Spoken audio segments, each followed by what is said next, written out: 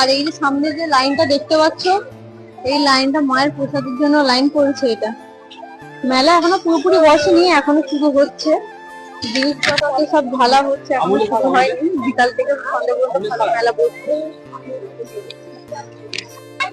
ভিড়টা শুধু দেখো আজকে, নর্মালি এমনি ভিড় হয় তো এখানে, কিন্তু আজকে কৌশিকী অমাবস্যার জন্য এতটা ভিড় রয়েছে। এই লাইনটা শুধু পড়েছে প্রসাদ খাওয়ার জন্য।